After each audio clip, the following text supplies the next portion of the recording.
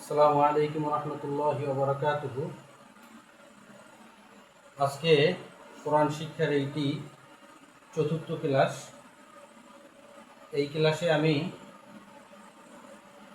হরফের মাখরাজ সম্বন্ধে আলোচনা করব। গত দুই ক্লাসে আমি এই মাখরাজ সম্বন্ধেই আলোচনা করেছি। মাখরাজ শব্দের অর্থ হলো উচ্চারণের স্থান।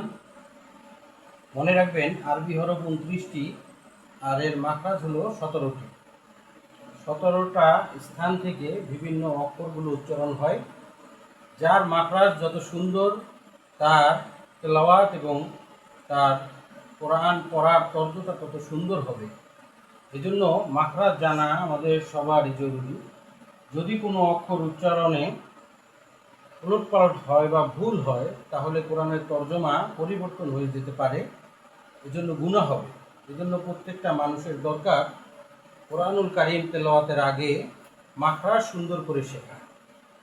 আমরা মাখরাজের আলোচনা করেছি গত দুই ক্লাসে 12 নম্বর পর্যন্ত।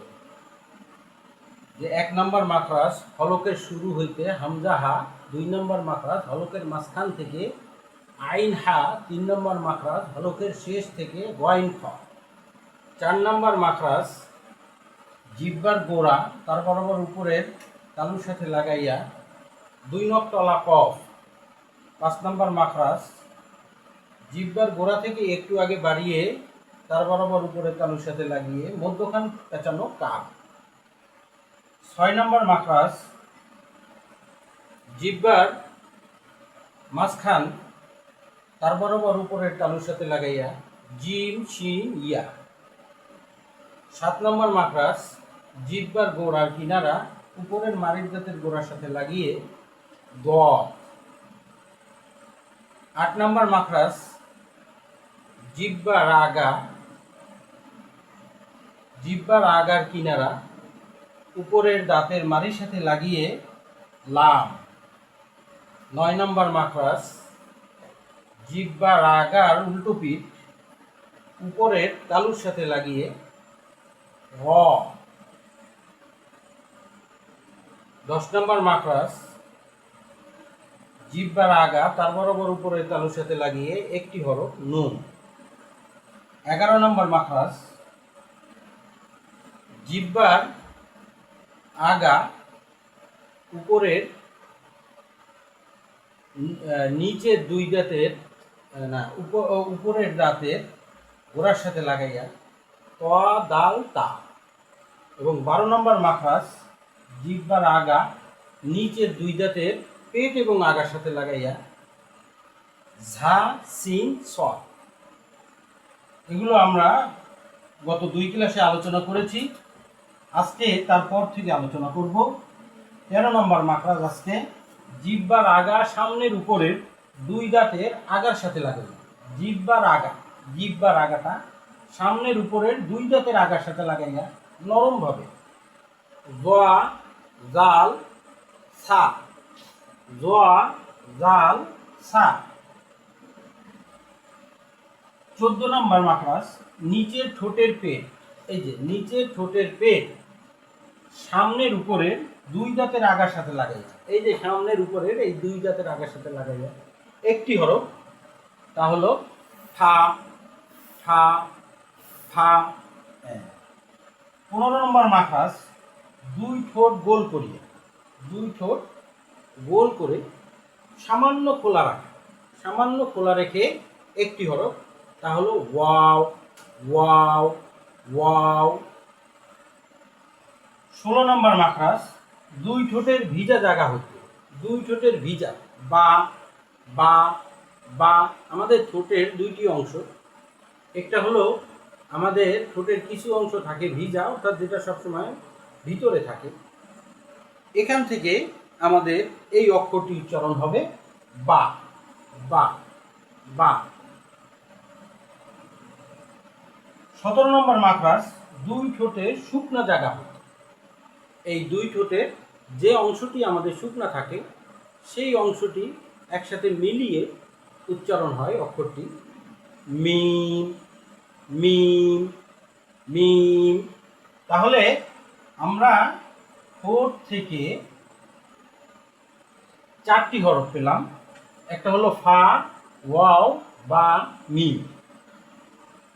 নিচের ঠোঁটের পেট সামনের উপরে 2 দাঁতের আগার সাথে লাগাইয়া ফা, এবং 2 ঠোঁট গোল করিয়া সামান্য খোলা রাখিয়া ওয়াও, এবং 2 ঠোঁটের ভিজা জায়গা হইতে বা, এবং 2 ঠোঁটের শুকনো জায়গা হইতে মিম। তাইলে আমরা 2 ঠোঁট থেকে এই 4টি হরফ উচ্চারণ হয়, এবং হলক থেকে আমাদের 6টি হরফ উচ্চারণ হয়, এবং এই মুখ ও গহ্বর মানে মুখের মধ্যে থেকে বাকি আমাদের যে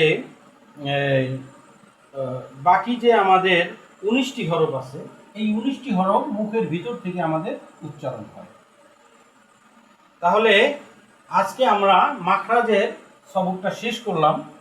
অর্থাৎ আবার আমি একবার বলতেছি, মাখরাজ শব্দের অর্থ হলো উচ্চারণের স্থান।